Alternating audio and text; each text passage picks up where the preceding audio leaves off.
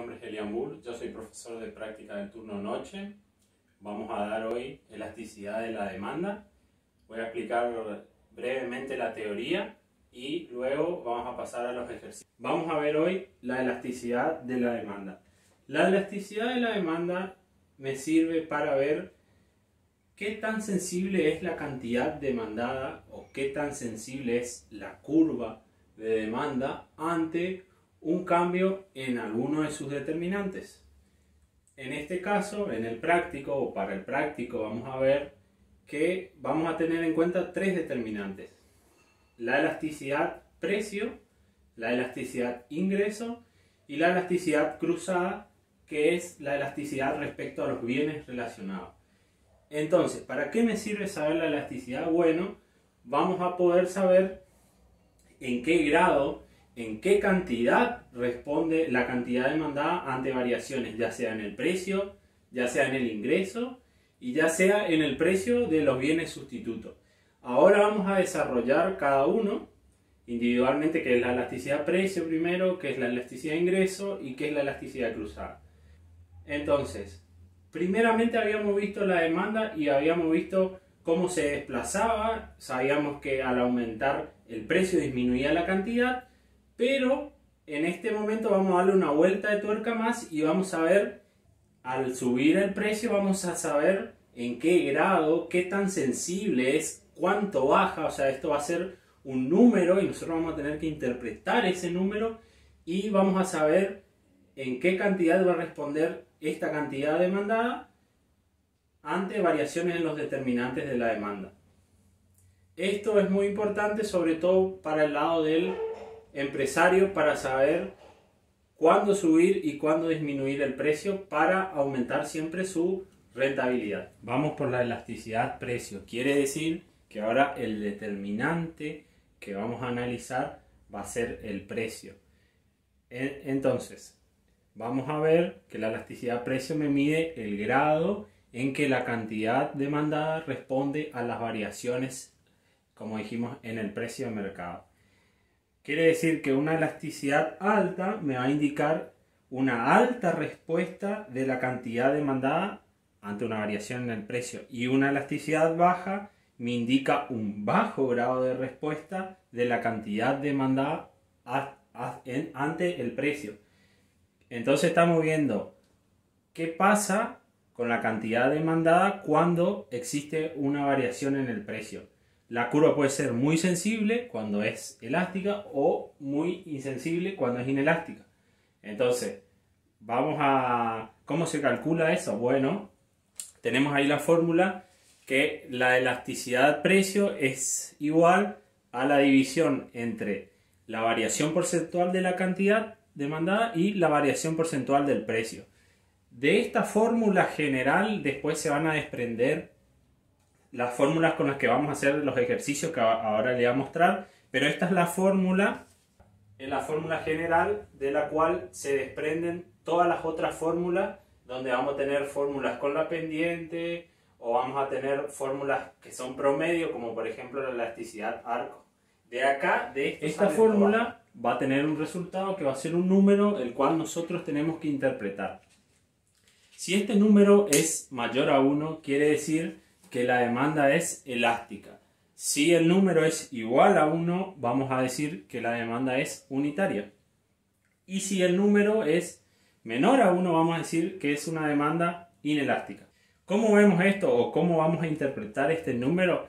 Bueno, ahí allá abajo le puse que si la elasticidad precio es mayor a 1, ¿qué significa? Que una variación en 1% en el precio me va a provocar una variación mayor en la cantidad, lo que se llama una curva sensible o con alta sensibilidad. Esto quiere decir que cuando es mayor a 1 es elástica. Ejemplo, si mi elasticidad precio es 2, quiere decir que si yo tengo una disminución en el precio de 40%, como mi elasticidad es 2, quiere decir que mi variación en el precio, que es 40%, va a ser mucho mayor que 40 porque es elástica, en este caso el doble. Quiere decir que mi cantidad demandada va a aumentar en 80%. Fíjense como de 40% hace un efecto, multiplica y la cantidad demandada va a variar en 80%.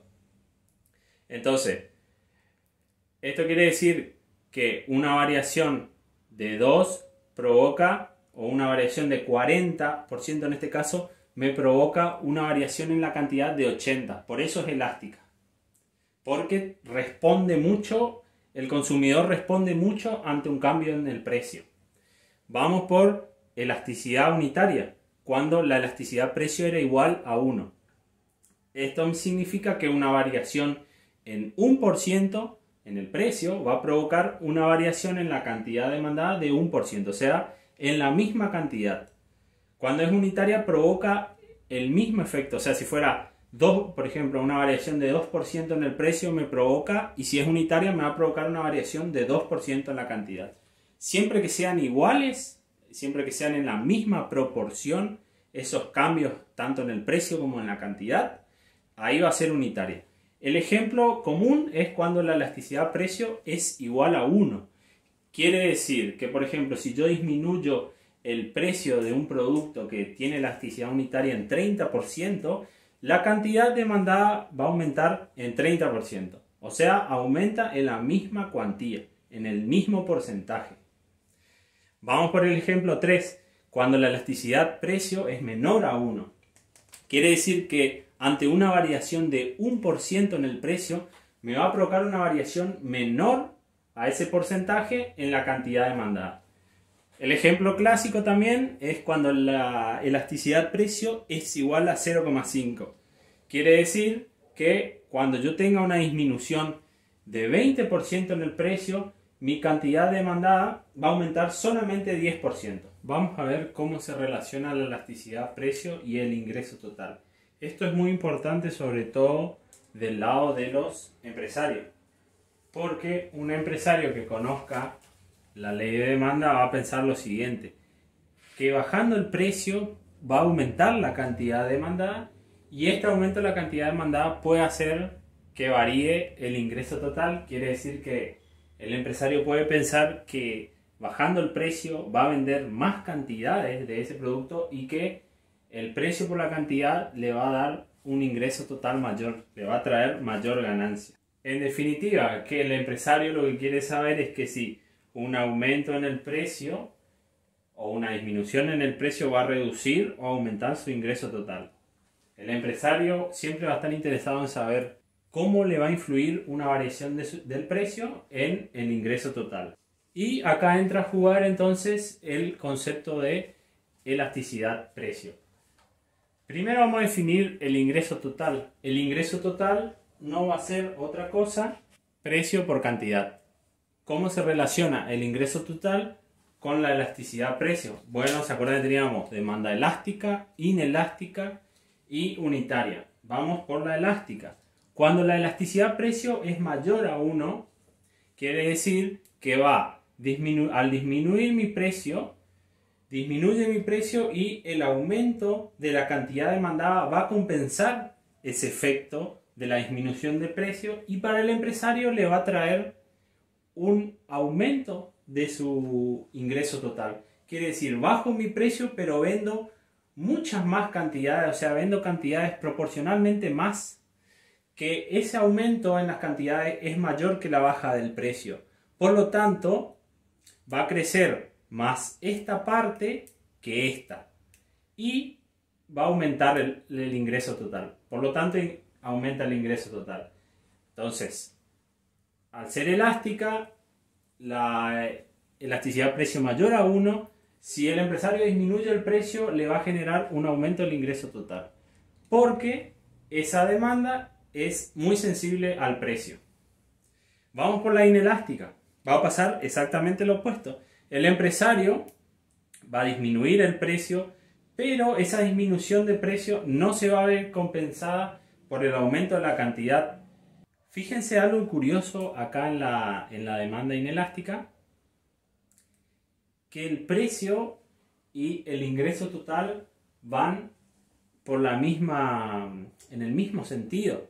Quiere decir que cuando la demanda es inelástica, quiere decir que la cantidad consumida responde poco al precio, quiere decir que el empresario puede subir, o sea, tiene la posibilidad de manejar su precio, porque la cantidad demandada no va a cambiar mucho.